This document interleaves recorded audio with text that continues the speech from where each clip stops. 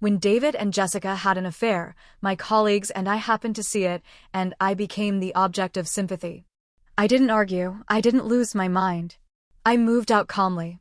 David, however, called me 100 times a day, sending me pleading messages begging me. I just found his words laughable. I never replied.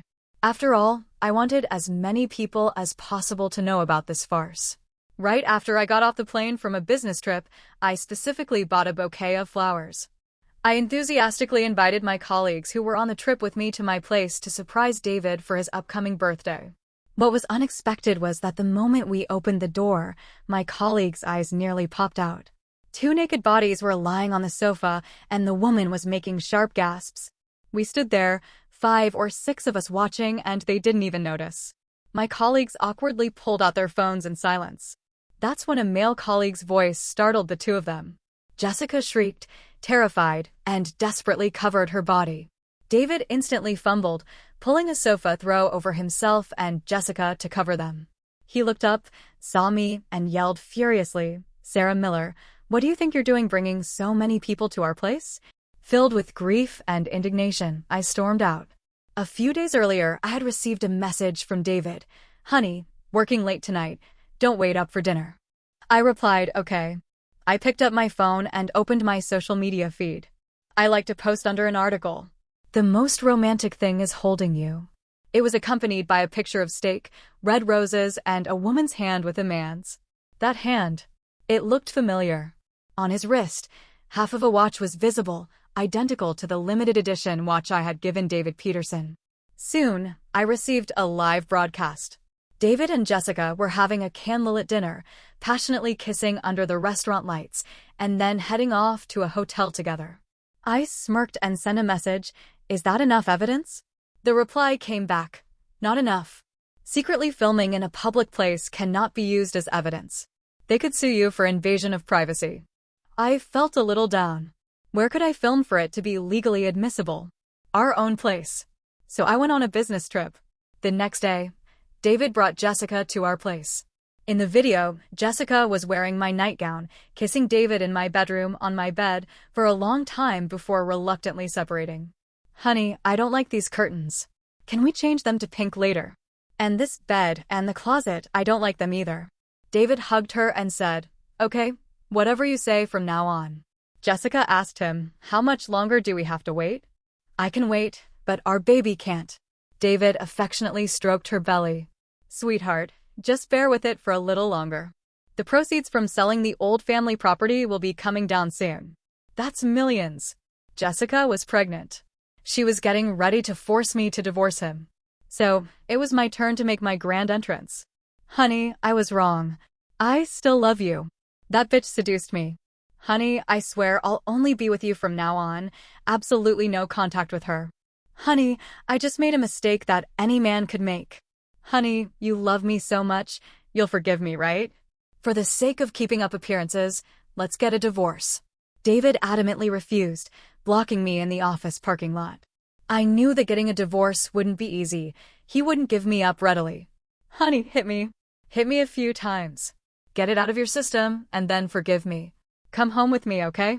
He grabbed my hand and brought it to his face. A slap echoed. I pulled my hand away and stepped back, putting distance between us. "David Peterson, do you think I'm joking about divorcing you? Do you think we can still live together after so many eyes saw you having an affair with another woman in our home?" David's apology was utterly insincere. "Honey, I swear I only love you. She seduced me. I was just drunk that day, really. I never intended to betray you." I scoffed. "Because of you, I can't hold my head up at the office. Everyone looks at me with mockery and pity. I've become a joke." When it came to being seen, David suppressed his anger. How was I supposed to know that so many people would see? If you hadn't brought so many people without saying anything, they wouldn't have seen me. Are you saying it's my fault that I brought people and caused you to be discovered cheating at home? David Peterson, you still haven't truly understood your mistake. You cheated, betrayed me, had an affair in our home, did such disgusting things. I haven't done anything except want to divorce you and let you be together. I'm divorcing you, and that's final. I turned, got into my car, closed the door, and left him there roaring alone. I drafted the divorce agreement. The house we were living in was bought with the money from selling my premarital home, so after the divorce, half of the property of the new house should rightfully be mine. Unexpectedly, David Peterson became furious when faced with this decision. He cornered me, throwing the divorce papers at me. "You want both the house and the money? You're going too far." Just then, someone rushed out of the kitchen in a panic. It turned out to be his mother, who was supposed to be in her family home.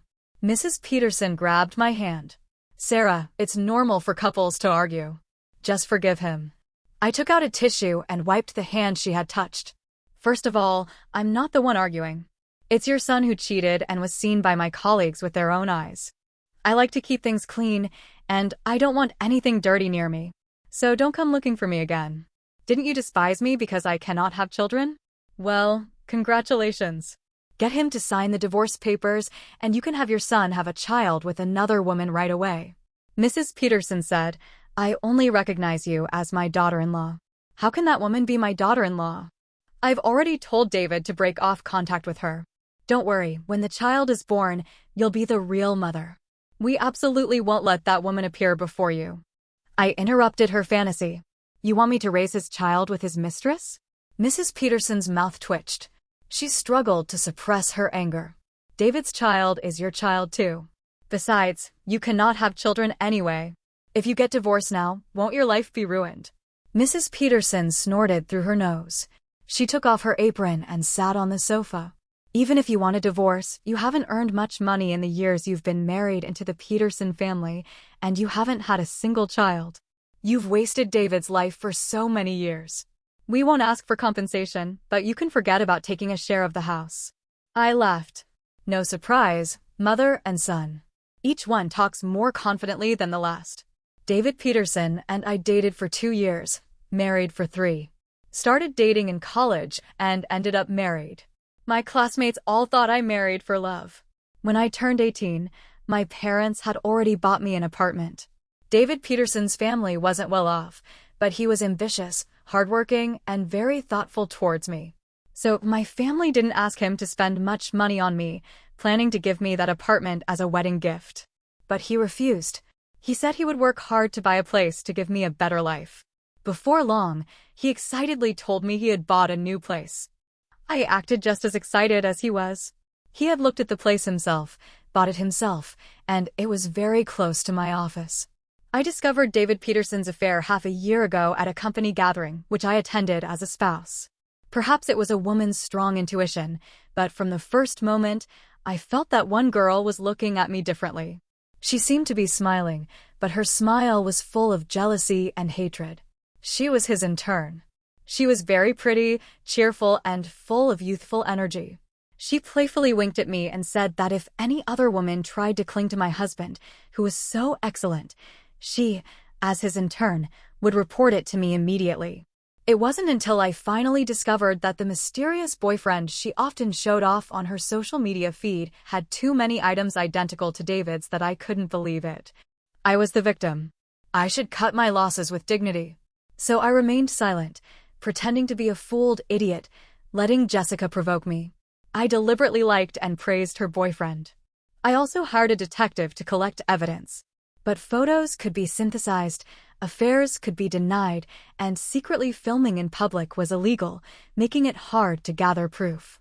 But there was one thing that couldn't be refuted: a child born out of wedlock. So I specifically hinted that the woman absolutely must have a child. Fortunately, Jessica didn't disappoint me and finally became pregnant. They actually sued me in court.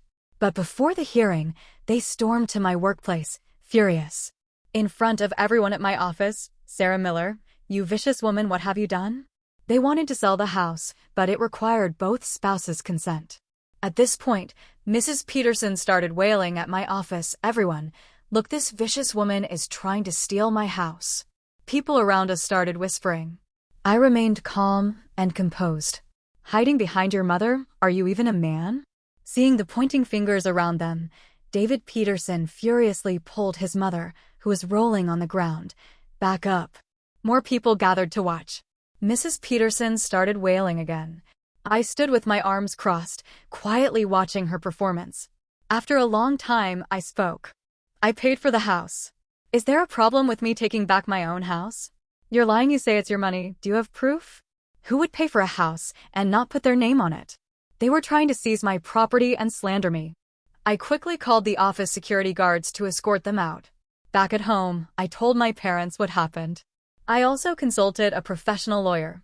After collecting evidence, we immediately signed a notarized gift deed, proving that the full payment for the house was gifted to me by my parents as my personal property and was not subject to division. I provided my parents' bank statements from the time of the transfer and the gift deed.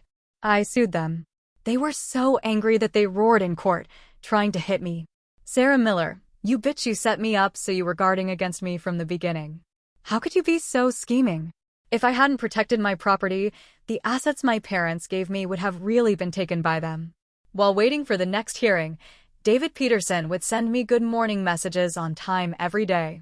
He often sent me cases of women who had miserable lives after divorce, trying to make me change my mind about getting a divorce. Sarah, we've been together for so many years. Are you really willing to give up on all these years of feelings over such a small matter? You don't do housework, you don't cook. If I didn't accommodate you, you'd have to eat unhealthy takeout. After you leave me, you won't eat such good food anymore.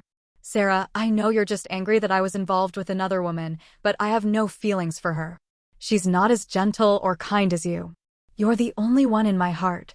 Stop making a fuss. It'll sound bad if people find out. I promise you, if you come back and we live together properly, I'll only be with you. Didn't you always want me to go watch the sunrise with you? How about we go watch the sunrise? Or go see the ocean? Didn't you say you've never seen the ocean? Let's go to Hawaii, to a Caribbean island. I'll teach you how to dive. Then David Peterson sent me an itinerary for diving by the ocean and had even booked the plane tickets. I scoffed, not replying. David Peterson was my legal heir, so they planned to take me diving and let me, accidentally, drown, or watch the sunrise and push me off a mountain, so I'd be crushed beyond recognition. To verify my guess, I went with him. We put on our wetsuits. Maybe we shouldn't go down. What if the oxygen tank malfunctions underwater? What if I drown because I can't swim? David Peterson said, "Don't worry, I'll protect you." With that, he personally put my oxygen equipment on for me and shoved me into the water. To make the murder easier, he took me diving outside the safe range. I struggled desperately, tearing off his mask, revealing his twisted face. But large gulps of water filled my throat. Slowly, I stopped struggling, my body sinking down. Before David Peterson left, he even pressed my head down, pushing my entire body deeper. At the next court hearing, I reappeared in the courtroom. David Peterson and Mrs. Peterson looked like they had seen a ghost, their faces pale with fear. I waved at them, smiling brightly. I didn't mention anything about what happened at the ocean. The trial ended. David Peterson suffered 2 crushing defeats, losing millions. At this point, they were meticulously calculating. That's when I realized David Peterson had been using me and calculating against me the entire time. He schemed for me to buy the house myself, to take on joint debt to pay off his mortgage, and he even planned to seize my property. While David Peterson wasn't home, I took his ID and bank card to get his transaction records transfers to Jessica, to Mrs. Peterson, to the company. Every single transaction was clear. I copied the contract we had signed originally, proving that this money was specifically for paying off the mortgage, that it was paid using joint marital property. Therefore, the part paid off during the marriage and the appreciation in value belonged to joint marital property and should be subject to division. David Peterson was furious, pounding the table, veins bulging. I smiled calmly. David Peterson, if you weren't scheming against me, why would you be afraid of being investigated? Maintain your dignity. But even if the Peterson family sold everything they owned, they couldn't come up with that money. I proposed that the house would be mine, and I would compensate David Peterson the initial down payment and half of the appreciation in value in cash and grant us a divorce. With that, the divorce lawsuit, which had lasted over half a year, concluded. With the divorce judgment in hand, there was more drama to come. David Peterson had lost completely. After the lawsuit, he was like a nuisance, calling me and sending me long texts all day. "Honey, I was wrong. I was really wrong. Can you please forgive me? Honey, I really won't go womanizing anymore. I only love you. Honey, Can you really give up on all these years of feelings we shared? Honey, I know you still love me. Can we get back together? I replied, do you want me to bail you out again? Or are you asking for another chance to kill me? Honey, believe me, that was just an accident, really. I wanted to save you, but you kept struggling. If I hadn't left, we both would have died there. I also did it so someone could be there for your parents in their old age. It's a good thing you came back alive. I watched his performance with cold eyes. It was truly hard to understand him. Did he really think I was an idiot? If I hadn't specifically learned how to swim beforehand, wanting to explore the romantic underwater world with him, I really would have died. I gave him a smile, then deleted and blocked him. I sued Mrs. Peterson and submitted new evidence. During the marriage, Mrs. Peterson asked David Peterson for money for various reasons. Of course, David Peterson, as the head of the family, said it was to provide me with a good living environment. It all went towards paying off the mortgage. There was no extra money. In 3 years of marriage, I had transferred a total of over $150,000 from my account to Mrs. Peterson, and I even paid for our wedding. I might have money, but I'm not stupid. Every time I made a transfer, I put a note indicating the purpose, specifically stating it was a loan to Mrs. Peterson. So this was a legitimate debt and should be repaid. No money? Then deduct it from the house compensation payment. After getting married, David Peterson also gave Mrs. Peterson a sum of money every month. Next, I sued Jessica, demanding that she return the money David Peterson had spent on her during our marriage. Designer bags, rent, dates, meals, movies, hotel rooms, even every bouquet of roses, every cup of milk tea he bought her, give it all back. The two of them had been together for over a year and he had spent over $100,000. Jessica, pregnant with his child, went to the hospital and found out it was a son. I leaked the news that the Peterson family had hundreds of thousands to Jessica. Jessica successfully forced David Peterson to marry her. And Jessica did indeed have a son. I sent evidence of David Peterson having an affair with his mistress during the marriage and conspiring to seize my property to David Peterson's boss, destroying their careers. He completely lost his former dignity, drinking heavily every day, ultimately ending up in his current state. Jessica sent me a message. I'll give David Peterson back to you. You give me $100,000. Just $100,000, and I'll never appear in front of you again. I laughed. Is David Peterson worth that much in your eyes? Trash belongs in the trash can. I reported her to the police station, and Jessica received her deserved punishment. The high-priced detective I hired and the expensive camera had captured a clear video of David Peterson holding me down underwater, pulling off my mask, taking my oxygen, and even pushing me down with all his might, along with his twisted face during the act. Without surprise, David Peterson was imprisoned for attempted murder. Jessica, in her grief, fainted and fell, injuring her face and causing disfigurement. For a whole year in marriage, we might not scheme, but we must protect ourselves and our family's property.